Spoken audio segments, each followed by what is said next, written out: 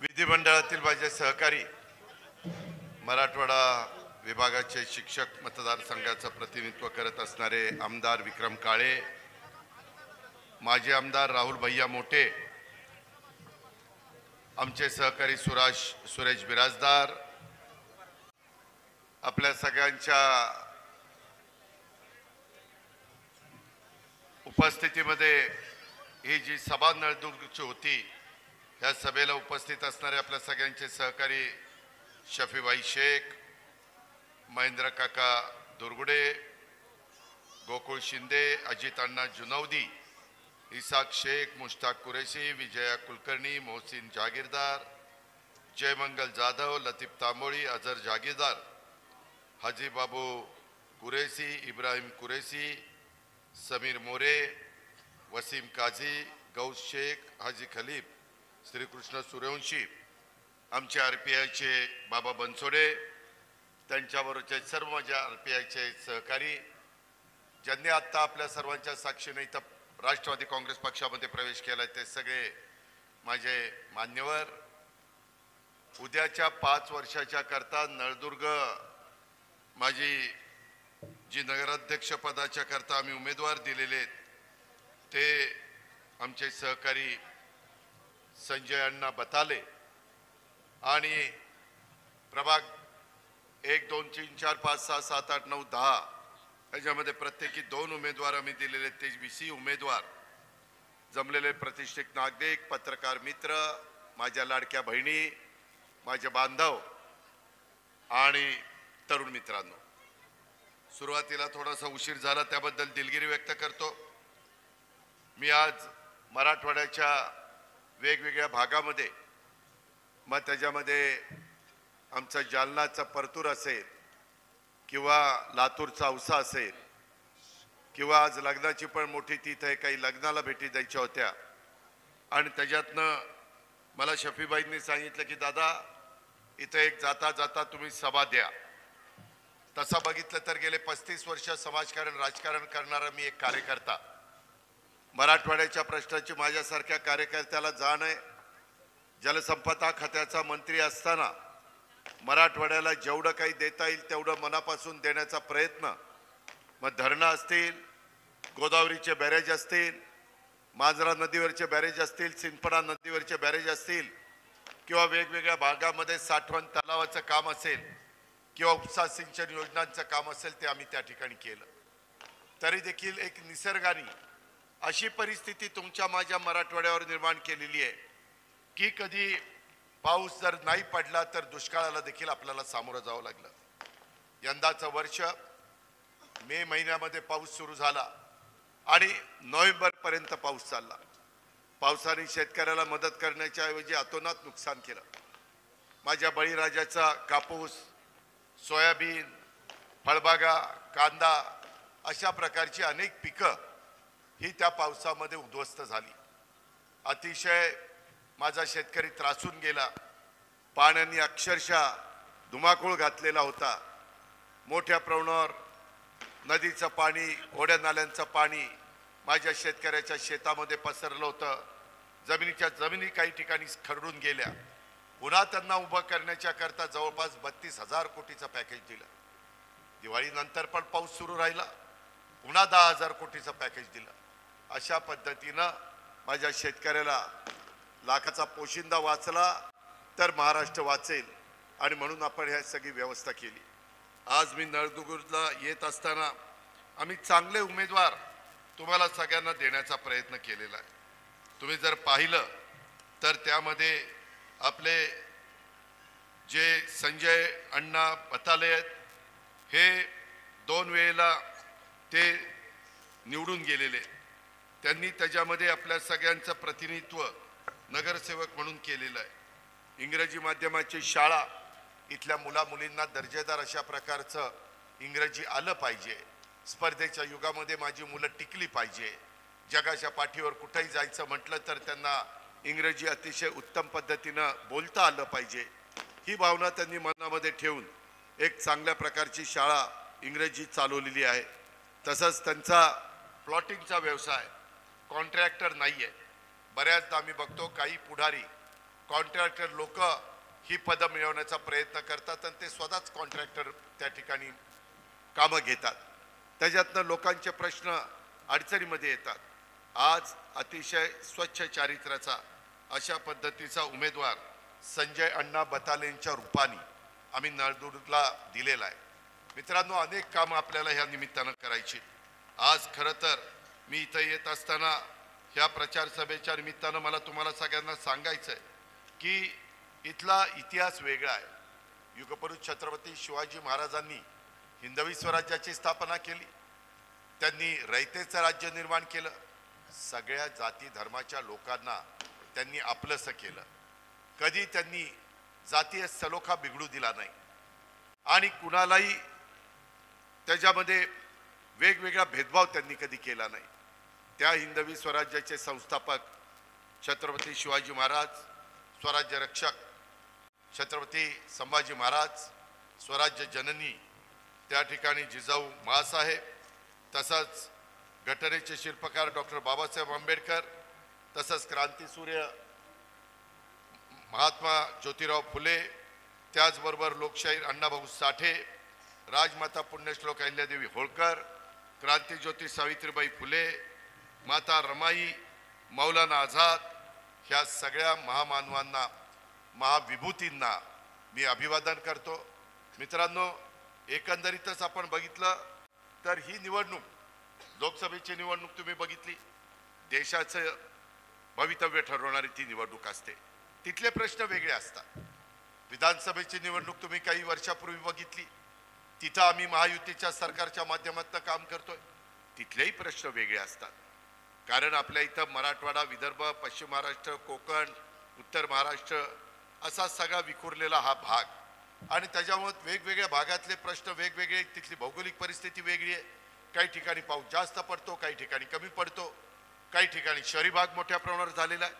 त्याच्यावर त्या निवडणुकीमध्ये लोक वेगळा विचार करतात. ही निवडणूक स्थानिक स्वराज्य संस्थांची निवडणूक आहे.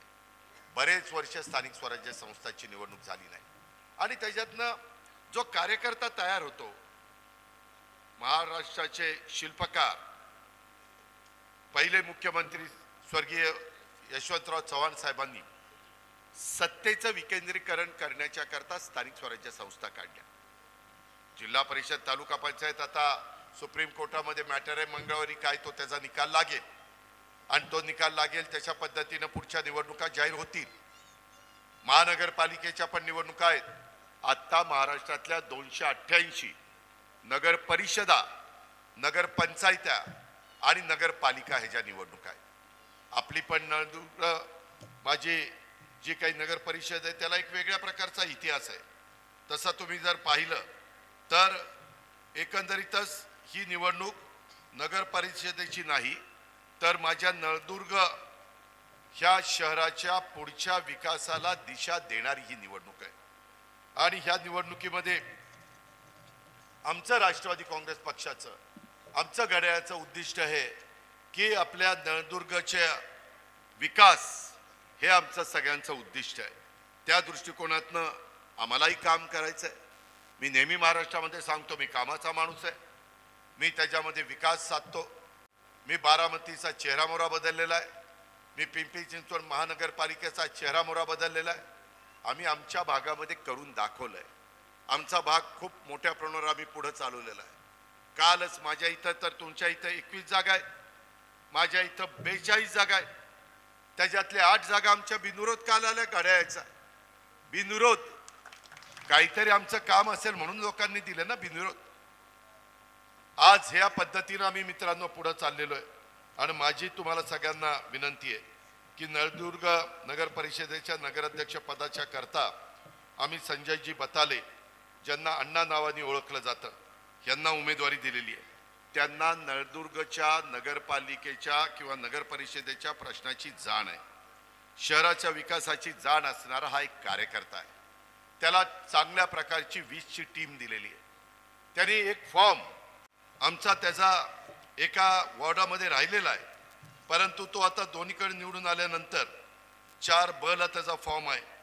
तिथं संजय अण्णा निवडून आल्यानंतर आम्ही तिथंही एक चांगला उमेदवार समीर मोरेच्या रूपाने देण्याचं ठरवलेलं आहे. मी हे तुम्हाला जाहीरपणे सांगतो, सगळ्याच्या साक्षीने सांगतो. मी जे बोलतो ते करतो. मी शब्दाचा पक्का आहे, त्याच्यामुळे त्याच्यामध्ये बदल होणार नाही. आणि ह्या पद्धतीनं काम करत असताना मित्रांनो, एकंदरीतच राष्ट्रवादी काँग्रेस पक्षाचे आमचे अल्पसंख्याक आघाडीचे उपाध्यक्ष जे शफीभाई आहेत, त्यांनी तमाम नळदुर्गकरांना साथ म्हणून संजयजींना उमेदवारी दिलेली आहे. त्यामुळे मला विश्वास आहे की संजय बताले मोठ्या मताधिक्याने विजयी होतीलच.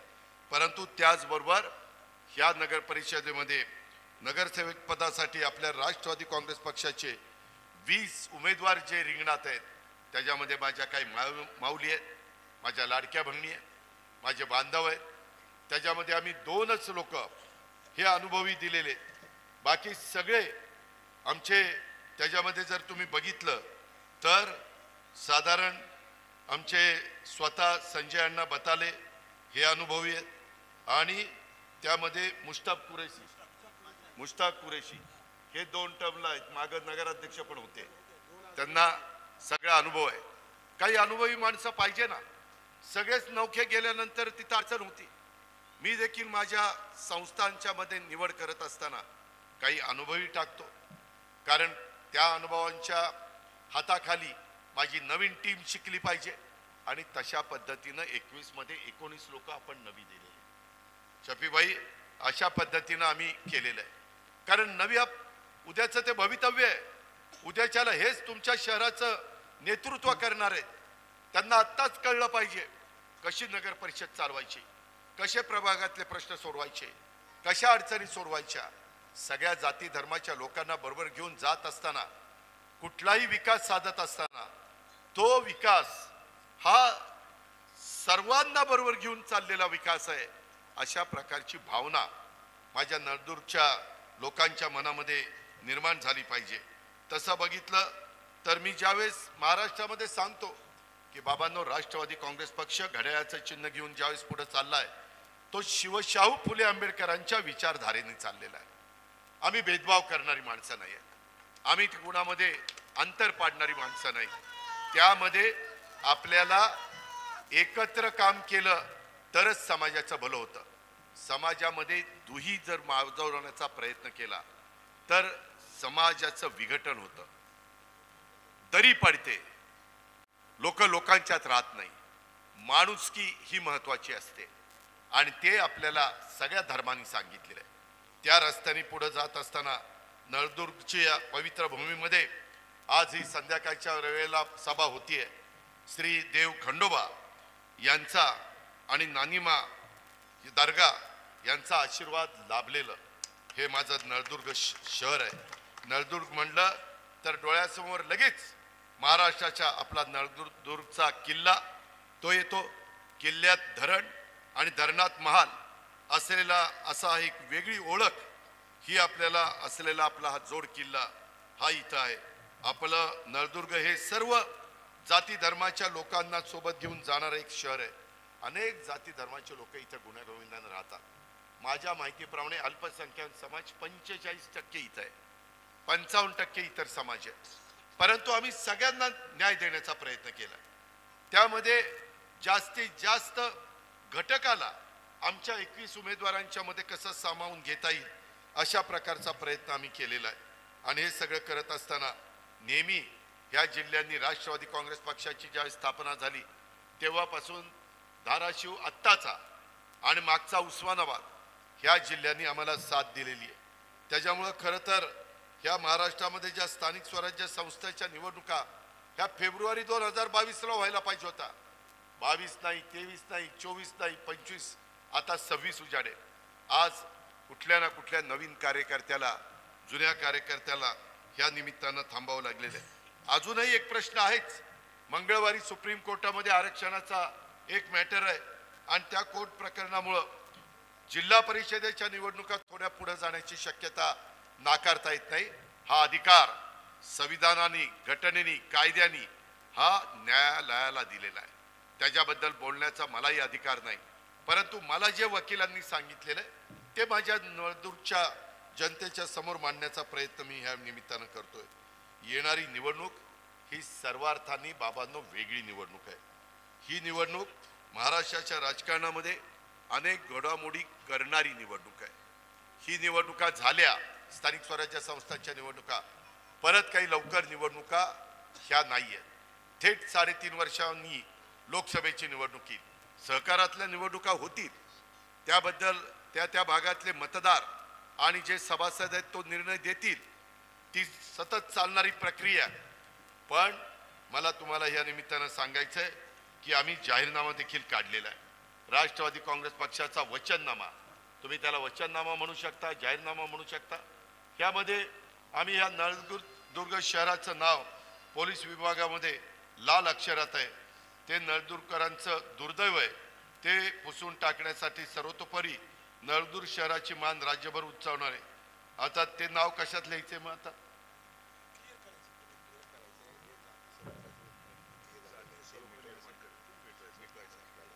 ठीक आहे, त्याच्यामध्ये पीसफुल त्याच्यामध्ये आपल्याला करायचं आहे. ह्या पद्धतीनं हा विचार केलेला आहे.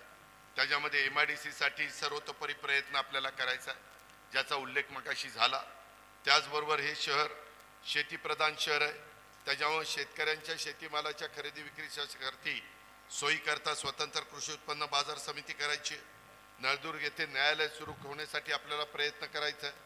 शहरात भुयारी गटार योजना राबवून त्या नाल्या बोरी नदीमध्ये न सोडता त्यावर प्रक्रिया करून, म्हणजे त्याला STP म्हणतात, सिवरेज ट्रीटमेंट प्लांट, हे आम्ही अनेक ठिकाणी करतो.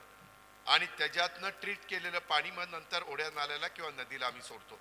त्याच्यातनं पाण्यातले जीवजंतू मरत नाही, मासे तिथं राहतात, मासे खायचे मासे. अशा पद्धतीनं ती परिस्थिती आहे. आणि त्याच्यामुळे ही पण कामं आपल्याला करायची. या शहराला एक ऐतिहासिक वारसा आहे. शहरामध्ये अनेक श्रद्धास्थानं आहेत. त्या माध्यमातून पर्यटनाला चालना देण्याचं काम आपलं आणि तुळजापूर असं मिळून आपण करतोय. आता तुळजापूरचा पण त्या ठिकाणी मोठ्या प्रमाणावर आई तुळजाभवानीच्या तिथल्या मंदिराचा जीर्णोद्धाराचं काम हातामध्ये घेतलेलं आहे. मी अर्थमंत्री म्हणून तुम्हाला सांगतोय, गेले 7 वर्ष ह्या राज्याची अर्थमंत्रीपदाची जबाबदारी माझ्याकडे आहे. मी लाडक्या बहिणींना कधी नव्हे तर आपण त्या ठिकाणी काही ना काही त्यांचा मान सन्मान, त्यांना प्रतिष्ठा, त्यांना आर्थिक बाबतीमध्ये थोडंसं स्थैर्य मिळावं म्हणून आम्ही त्यांना लाडकी बहीण योजना सुरू केलेली आहे. आमच्यावर आरोप झाले निवडणुका झाल्यावर हे बंद करतील. मी आपल्याला सांगतो, माझ्या लाडक्या बहिणीची योजना आम्ही बंद करणार नाही. उलट आम्ही दिव्यांगांना 1,500 रुपये होते ते आता 2,500 रुपये आम्ही देतोय. संजय गांधी निराधार, श्रावण बाळ योजना, ह्या वेगवेगळ्या योजना माझ्या गरीब माणसाला थोडीशी मदत कशी करता येईल, त्याला आपल्याला धान्य कसं देता येईल, त्यांना स्वतःच्या पायावर उभं कसं करता येईल, अशा पद्धतीचं काम आमचं सगळ्यांचं ह्या निमित्तानं चाललेलं आहे. माझी आपल्याला विनंती आहे, मी समाजकारण राजकारण करणारा एक कार्यकर्ता 35 वर्ष काम करतोय. मी कधी जातीभेद केला नाही किंवा जातीवाद केला नाही. आज माझे 10 मंत्रिपद मला ह्याच्यात मिळाली. एक त्या ठिकाणी उपाध्यक्षपद मिळालं. उपाध्यक्षपद नवबौद्ध समाजाच्या अण्णा बनसोडेला मी दिलेलं आहे, कॅबिनेट मिनिस्टरचा दर्जा आहे. मंत्रिपद देताना ओबीसींना मंत्रिपद दिली, अल्पसंख्याक हसन मुश्रीफांना मंत्रिपद दिलंय, आदिवासी आमच्या नरहरी झिरवाळूला मंत्रिपद दिलंय, आदिती तटकरे एका महिलेला आम्ही मंत्रिपद त्या ठिकाणी दिलेलं आहे, सर्वसाधारण समाजाला आम्ही मंत्रिपद दिलंय, भटक्या समाजामध्ये आम्ही मंत्रिपद दिलेलं आहे, बंजारा समाजामध्ये असणारे आमचे निलय नाईकांना आम्ही मंत्रिपद त्या ठिकाणी दिलेलं आहे. अनेकांची नावं घेता येते. आम्ही जे बोलतो ते करतो. आम्ही नुसतंच पोकळ आश्वासनं देत नाही. आज देखील हसन मुश्रीफ असेल, सना मलिक असेल, इद्रिस नायकोडे असतील, आज विधान परिषदेमध्ये कुठल्याही पक्षाने एक देखील अल्पसंख्याक समाजाला प्रतिनिधित्व दिलं नाही. राष्ट्रवादी काँग्रेस पक्षाला 2 जागा आल्या, त्याच्यात 1 जागा आम्ही इद्रिस नायकोडी आपले सांगली मिरजचे त्यांना त्या ठिकाणी आमदार केलेलं आहे. मुश्ताक अंतुरे साहेबांना तिथं आम्ही मौलाना आझाद महामंडळाचं अध्यक्षपद त्या ठिकाणी दिलेलं आहे. अल्पसंख्याक विभाग आमच्या राष्ट्रवादीकडे, अवकाफ राष्ट्रवादीकडे, त्याला निधी देण्याचं काम मी करतोय। त्याच्यामध्ये विविध योजना जसं बार्टी, आरटी, महाज्योती, सारथी, अमृत अशा योजना आणल्यात। तशा माझ्या अल्पसंख्याक समाजाच्या करता मार्टी योजना आणलेली आहे। त्याच्यातनं आमच्या अल्पसंख्याक समाजातली मुलं परदेशात गेली पाहिजे, त्याकरता काही मेरिट मधल्या मुलांना 40-40 लाख रुपयाची शिष्यवृत्ती देण्याचा निर्णय आम्ही घेतलेला आहे। त्यांनी परदेशात जावं, चांगलं शिकावं। प्रत्येकाला शिकण्याचा अधिकार आहे, मग ती कुठल्याही जाती धर्माची मुलगी किंवा मुलगा का असेना, कारण त्यांनी संविधानाने तो अधिकार दिलेला आहे। राईट टू एज्युकेशन ह्या कायद्याने तो अधिकार त्या ठिकाणी दिलेला आहे। अशा पद्धतीनं मित्रांनो आपण त्या ठिकाणी पुढे चाललेलो आहे। माझी आपल्याला सगळ्यांना विनंती आहे की मी हे सगळं काम करत असताना मला ह्या सगळ्या कामामध्ये संजय अण्णा किंवा आमचे सगळे बाकीचे सगळे सहकारी शफीभाई असतील किंवा बाकीचे आमचे इथं मगाशी भाषण पण मुश्ताक कुरेशींनी केलं। कुरेशी समाजावर मधी बकरी ईदच्या वेळेस एक बाका प्रसंग आला होता। मी स्वतः मीटिंग घेतली। मित्रांनो, मी सगळ्यांना ज्यावेळेस सांगतो त्यावेळेस कुठल्याही घटकावर अन्याय झाल्यानंतर राज्याचा उपमुख्यमंत्री म्हणून मंत्रालयामध्ये बसून आम्ही बैठक बोलवतो, अधिकाऱ्यांना बोलवतो, पोलीस महासंचालकाला बोलवतो, त्याच्यामध्ये सीपी म्हणजे पोलीस आयुक्तांना बोलवतो। काय अडचण आहे, कोणी जर कायदा हातात घेत असेल तर ते चालणार नाही। सगळ्यांना कायदा सारखा, तो किती मोठ्या बापाचा असो किंवा तो शेवटचा माणूस असो, त्यालाही सगळ्याला अधिकार आहे, तो संविधानाने दिलेला आहे। आणि त्या समाजाच्या करता येणारी अडचण दूर करण्याच्या करता आम्ही त्या ठिकाणी प्रयत्न केला। ही गोष्ट तुम्ही लक्षात घ्या। त्याच्यामुळं उद्याच्या काळामध्ये देखील आपल्याला हे प्रश्न सोडवायचे असतील तर मित्रांनो अनेक गोष्टी आपल्याला त्या बाबतीमध्ये करायच्या। त्याच्या संदर्भामध्ये मी आपल्याला सगळ्यांना सांगेन की आपण सगळ्यांनी ह्या कामाच्या बाबतीमध्ये मला तुम्हाला सगळ्यांना सांगायचं आहे की आपल्या नळदुर्ग किल्ल्याच्या संवर्धनासाठी आपलं शासन प्रयत्नशील आहे। राज्यातील पहिली बसवसृष्टी ही नळदुर्ग येथे उभारण्याचं आपण ठरवलेलं आहे। सोलापूर हैदराबाद ह्या राष्ट्रीय महामार्गावर 5 एकर जागेवर ही बसवसृष्टी आपण साकारणार आहोत। महात्मा बसवेश्वरांचा अश्वारूढ पुतळा, साऊंड अँड लाईट शो, ध्यान केंद्र हे त्या बाबतीमध्ये आपण उभं करतोय। हरित क्रांतीचे प्रणेते माजी मुख्यमंत्री स्वर्गीय वसंतराव नाईक यांच्या आपण एक चांगल्या प्रकारचं भव्य स्मारक करण्याचं काम आपलं चालू आहे। स्वातंत्र्य सैनिक शहीद बचित्तर सिंह यांचं देखील भव्य स्मारक आपल्याला करायचंय। आणि मी मगाशी सांगितलं तुळजापूर आणि नळदुर्ग ह्या पर्यटन क्षेत्राचं संयुक्त ब्रँडिंग केलं तर पर्यटनाच्या माध्यमातून स्थानिक मुलांना मुलींना रोजगार निर्माण होईल। सगळ्यात जास्त जो रोजगार निर्माण करणारा कुठला विभाग आहे तर तो पर्यटन विभाग आहे। तुम्ही बघा पूर्वीच्या तुलनेमध्ये लोक आता बाहेर फिरायला जातात, देवदर्शनाला जातात, वेगवेगळ्या ठिकाणी त्या नतमस्तक होण्याच्या करता जातात आणि हे होत असताना फिरायलाही जातात। त्यावेळेस लोक तिथे गेल्यानंतर 2 पैसे खर्च करतात। उद्याच्याला इथं पर्यटनाला चालना मिळाली तर आई तुळजाभवानीच्या दर्शनाच्या करता पण येतील, तिथनं नळदुर्गला पण त्या ठिकाणी येतील, स्थानिकांना त्याच्यातनं काम मिळेल, छोटे मोठे व्यवसाय इथं त्या ठिकाणी सुरू होतील आणि राज्य सरकारच्या केंद्र सरकारच्या इतक्या योजना आहेत त्या योजनांचा फायदा समाजातल्या गरीबातल्या गरीब माणसाला देण्याचं काम आम्ही त्या बाबतीमध्ये करू।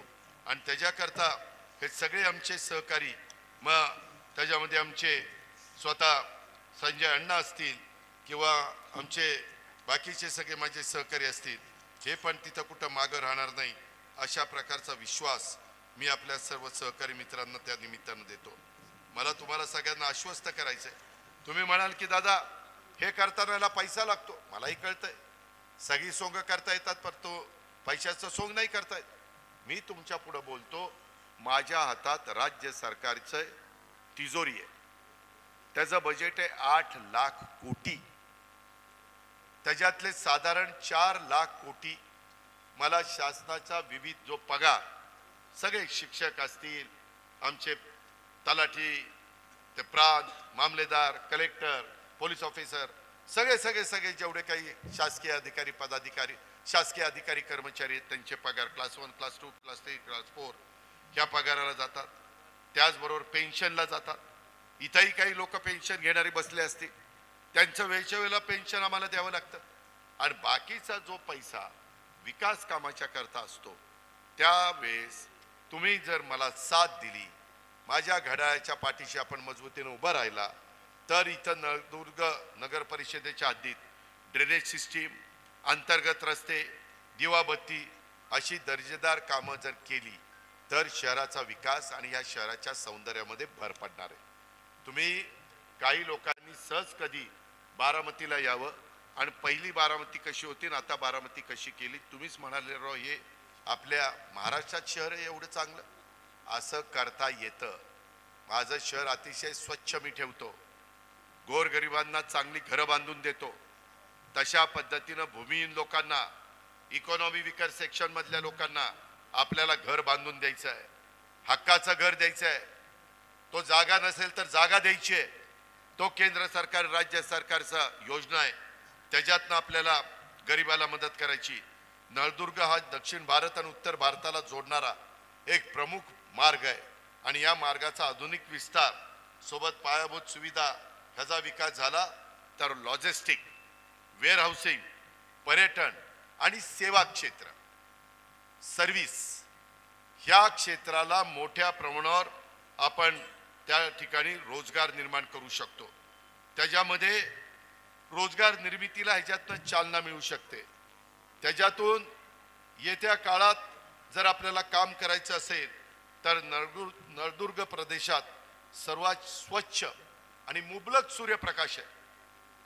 तुम्ही बघा इथं पावसाचा काळ जरा कमी असतो परंतु सूर्यप्रकाश स्वच्छ आहे आणि त्याच्यामुळं आपल्याला मोठ्या प्रमाणावर सौर ऊर्जा प्रकल्प, आता तुमच्याकडे विंडमिल आहेत परंतु बॅरन लँड असते तिथं सौर ऊर्जा प्रकल्प उभारण्याच्या करता अतिशय पोषक वातावरण ह्या माझ्या धाराशिव आणि नळदुर्गच्या परिसरामध्ये आहे. आणि हे पोषक वातावरण असल्यामुळं त्या माध्यमातून देखील माझ्या स्थानिक युवकांना ग्रीन एनर्जी या क्षेत्रामध्ये रोजगार निर्माण होऊ शकतो. आणि मित्रहो, इथं सर्व होऊ शकतं. गरज फक्त इच्छाशक्तीची पाहिजे. पॉलिटिकल व्हील, राजकीय इच्छाशक्ती ती आमच्याकडे आहे, ती मी तुम्हाला दाखवू शकतो. आणि त्यामुळं तुम्ही स्थानिकांनी ह्याला आम्हाला साथ दिली तर या भागाचा विकास करायचा निर्धार राष्ट्रवादी काँग्रेस पक्षाच्या माध्यमातून आम्ही त्या ठिकाणी करू. आणि मी तुम्हाला सांगतो, ह्या विकासाच्या करता माझ्यासारखा कार्यकर्ता खंबीरपणे उभा राहील. मी स्पष्ट बोलणारा कार्यकर्ता आहे, त्यामुळं मी खंबीरपणे उभा राहील अशा प्रकारचं वचन देखील मी तुम्हाला सगळ्यांना देतो. ह्याच्यामध्ये मला आता एक चिठ्ठी आली, कारण बरेच प्रश्न आहेत. सांगायचं म्हटलं तर रात्र कमी पडेल. लोकशाहीर अण्णाभाऊ साठे यांचाही पुतळा उभारण्याच्या करता जागा, मी मागाशीच महापुरुषांच्या पुढं नतमस्तक झालो, त्याच्यात पण मी लोकशाहीर अण्णाभाऊ साठेंचं नाव घेतलं. वसंतनगरच्या जागेचा प्रश्न आपल्याला मार्गी लावावा लागेल. त्याकरता मी कलेक्टरांची, सीओची, तुमच्या चीफ ऑफिसरची, या बाकीच्या माझ्या टीमची मीटिंग घेईन. त्याच्यामध्ये सगळ्या मान्यवरांना त्या ठिकाणी बोलवीन आणि त्याच्यातून आपण त्या बाबतीमध्ये मार्ग काढू शकतो. मी नळदुर्गकरांनो पहिल्यांदा माझ्या भागामध्ये तसंच माझ्या पिंपरी चिंचवडच्या परिसरामध्ये हे काम करून दाखवलेलं आहे. आणि त्यावेळेस मी तुम्हाला सांगायला आलोय, मी माझ्या भागात तुमच्या इथं मला वाटतं मतदारांची संख्या साधारण 17,120 आहे. किती? 17,000. मी माझे 8 उमेदवार बिनविरोध काल आम्ही निवडले ना. माझ्या इथं 1,02,000 मताचं मतदान आहे. 1,02,000 म्हणजे तुमच्या 6 पट एवढा मोठं शहर माझं आहे, तुमच्या 6 पट. ते शहर मी चांगलं करून दाखवलंय आणि त्याच्यापेक्षा कितीतरी पट पिंपरी चिंचवड मोठं शहर आहे. जवळपास तिथली लोकसंख्या आज 25 लाखाच्या पुढे गेलेली आहे. 25 लाख. तेही शहराचा चेहरा मोहरा बदलून मी दाखवला. आज एक चांगलं शहर तिथं फ्लायओव्हर आहेत, डबल फ्लायओव्हर आहेत, तिथं रोड रुंद आहेत, उद्यान आहेत, क्रीडांगण आहेत, वेगवेगळ्या समाजाच्या करता ज्या त्यांच्या मूलभूत गरजा पाहिजेत त्या आम्ही देतोय. एसआरईच्या स्कीम आम्ही करतोय. झोपडपट्टी विरहित शहर करण्याचा आमचा प्रयत्न आहे. पिण्याचं स्वच्छ पाणी आम्ही त्यांना त्या ठिकाणी देतोय. कायदा सुव्यवस्था आम्ही चांगली ठेवतोय. रोजगार तिथं निर्माण करतोय. आणि मग ह्या गोष्टी मी बारामतीमध्ये करू शकतो, मी पिंपरी चिंचवडमध्ये करू शकतो. तशी तुम्ही माझ्या घड्याळाला साथ दिली तर तुमच्याही इथं मी करीन ना. तुम्ही त्या ठिकाणी मला साथ द्या. तुम्ही आमच्या 21 उमेदवारांना आशीर्वाद द्या. तिथं कुठेही 19-20 होणार नाही. तिथं कुठेही दुजेपणाची वागणूक आम्ही तुम्हाला देणार नाही. आणि ह्या बाबतीमध्ये अर्थमंत्री म्हणून देखील मी बारकाईनं लक्ष ठेवीन.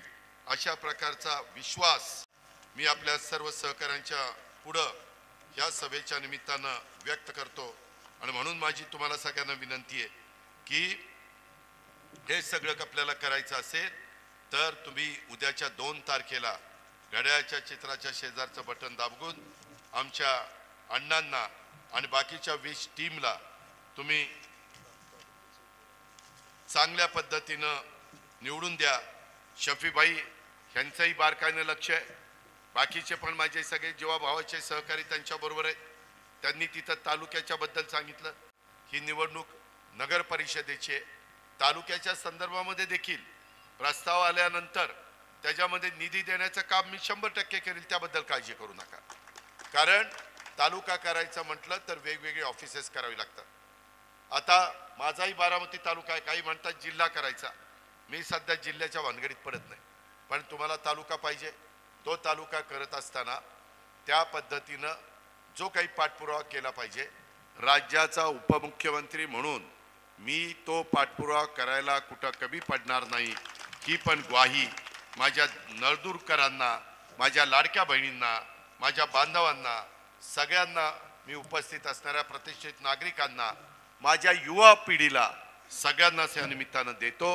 आणि आपण जो विश्वास ह्या 21 लोकांच्यावर टाकाल त्या 21 लोकांच्या मध्ये माझे नगराध्यक्षांच्या अण्णासहित कुणी तुमच्या विश्वासाला तडा जाऊन देणार नाही हा शब्द तुम्हाला देतो. आणि या ठिकाणी थांबतो. जय हिंद, जय महाराष्ट्र, जय राष्ट्रवादी, जय भीम, खुदा.